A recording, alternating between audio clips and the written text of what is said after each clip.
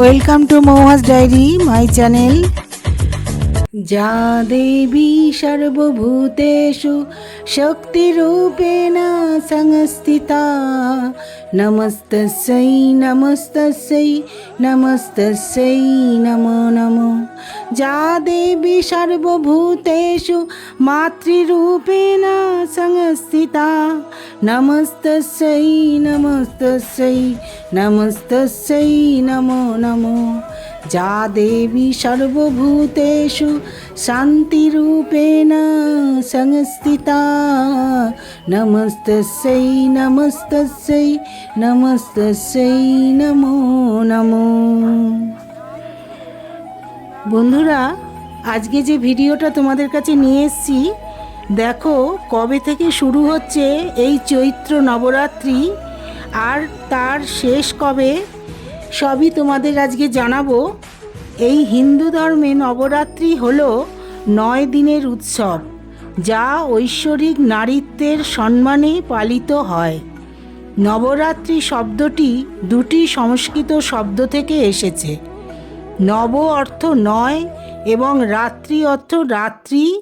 নাম থেকেই বোঝা যায় এই উৎসব 9 রাত 10 দিন ধরে চলে। নবরাত্রি দেবী দুর্গা এবং তার 9টি রূপের উপাসনার জন্যেই নিবেদিত। তার প্রতিটি রূপ শক্তি, প্রজ্ঞা, সাহস, ভক্তি এবং সুরক্ষার মাতা বিভিন্ন গুণাবলীর প্রতীক। এই 9 দিনে মানুষ প্রার্থনা করে, উপবাস করে এবং ঐতিহ্যবাহী সঙ্গীত ও নৃত্যে অংশ নেয়। আর ভারতের সর্বত্র মায়ের এই নবরাত্রি ব্যাপকভাবে উদযাপন করা হয়। মায়ের সর্ব মন্দিরে, একদম সমস্ত মা দুর্গার মন্দিরে, মাতা বৈষ্ণব দেবীর মন্দিরে উদযাপন করা হয়। ঠিক শারদীয়া যেরকম নবরাত্রে মা দুর্গার আগমন হয়, আমরা পুজো অর্চনা করি, এই চৈত্র নবরাত্রিতেও এই একইভাবে এই মায়ের এই বাসন্তী পূজা অনুষ্ঠিত হয়। আর এই 9 দিন ধরে মায়ের পুজো নিবেদিত হয় আমাদের ভারতবর্ষে। এই নবরাত্রি বছরে 4 বার পালিত হয়। হিন্দু ক্যালেন্ডারে মার্চ এপ্রিল মাসে এই চৈত্র মাসে হয়, আর আষাঢ় জুন জুলাই মাসে হয় আষাঢ় মাসে, আর আশ্বিন মাসে হয় সেপ্টেম্বর অক্টোবরে, এবং আরও মাঘ মাসেও নবরাত্রিগুলিকে বলা হয় দ্বিতীয় নবরাত্রি, গুপ্ত অর্থাৎ গোপন নবরাত্রি। আর আশ্বিন মাসে এই নবরাত্রিকে শারদীয়া নবরাত্রি বলা হয়। এটি সর্বাধিক পালিত হয়, আর এই চৈত্র নবরাত্রিটাও পালিত হয়। চৈত্র নবরাত্রির ব্রত পালন করা খুব ভালো। নবরাত্রি পুজোর প্রথম দিন, যদি এই প্রথম দিন থেকেই তোমরা এই নিয়ম পালন করো আর এই নবরাত্রি পালন করো, খুব ভালো ফল পাওয়া যায়। চলতি বছর চৈত্র মাসের নবরাত্রি 19শে মার্চ থেকে শুরু হবে এবং 27শে মার্চ পর্যন্ত চলবে। নবরাত্রি বছরে 4 বার হয়। বন্ধুরা, তোমাদের বললাম এটা, তবে বেশিরভাগ মানুষ এই চৈত্র নবরাত্রি এবং শারদীয়ার নবরাত্রি পালন করেন, আর বাকি 2 নবরাত্রি গুপ্ত নবরাত্রি হিসেবে পরিচিত। মনে করা হয় চৈত্র মাসের নবরাত্রি সকল হিন্দুরাই পালন করতে পারেন। এই নবরাত্রির ব্রত পালন করা খুবই ভালো। নবরাত্রি পুজোর প্রথম দিন থেকে এই নিয়ম পালন করা হয় এবং অবাঙালিরা এই নবরাত্রিকে খুব বিশেষভাবে পালন করে, এবং ওরা প্রথম থেকে এই নবরাত্রির দিনে একদম প্রথম থেকে ঘট পাতে এবং নানা রকম পূজা অর্চনা করে। মায়ের 9টি রূপের পূজা করে। আর এই নবরাত্রিতে বন্ধুরা মা দুর্গাকে 9টি অবতারে পুজো করা হয়।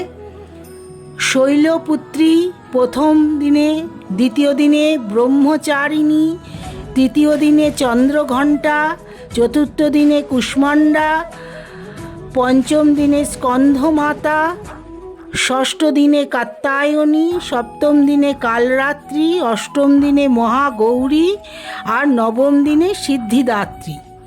নবরাত্রি জুড়ে দেবী দুর্গাকে পুজো করা হয় 9টি বিশেষ রূপে। প্রত্যেক তিথিতে অর্থাৎ প্রতিপদ থেকে নবমী পর্যন্ত এক এক তিথিতে দেবী দুর্গা পূজিত হন এক এক রূপে। বন্ধুরা দেখো, এই 108 পদ্ম দিয়ে মায়ের পুজো করা হয়। আর তোমাদের আমি বলছি, ভালো করে শুনে নাও। শৈলপুত্রী রূপে দেবী হিমালয়ের কন্যা দেবী সতীর পুনর্জন্মের রূপ হিসেবে ধরা হয়। মা দুর্গার এই রূপকে এই দেবীর ডান হাতে ত্রিশূল এবং বাঁ হাতে পদ্ম, মস্তকে অর্ধচন্দ্র থাকে। দেবী শৈলপুত্রী নন্দীর ষাঁড়ের ওপর উপবিষ্ট থাকেন এবং দ্বিতীয় দিনে মা ব্রহ্মচারিণী রূপে পূজিত হন। দ্বিতীয়া তিথিতে দেবী দুর্গা পূজিত হন ব্রহ্মচারিণী রূপে। এই দেবীকে যোগিনী, সিদ্ধি, মুক্তি, মোক্ষ, শান্তি এবং সমৃদ্ধির দেবী বলে মানা হয়। হাতে কমণ্ডলু ও জপমালা থাকে। তৃতীয়া তিথিতে দেবী দুর্গা চন্দ্রঘণ্টা রূপে পূজিত হন। এই চন্দ্রঘণ্টা রূপে দেবী সৌন্দর্য এবং সাহসের প্রতীক। কুষ্মাণ্ডা চতুর্থ তিথিতে দেবী দুর্গা পূজিত হন এই কুশমণ্ডা রূপে। এই দেবী অষ্টভুজা এবং অষ্টসিদ্ধিদাত্রী দেবী কুশমণ্ডা সিংহের ওপর উপবিষ্টা।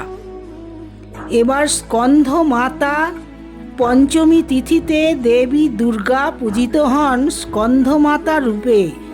দেবী কার্তিকের জননী দেবী স্কন্ধমাতা চতুর্ভুজা এবং সিংহের ওপর উপবেষ্টা।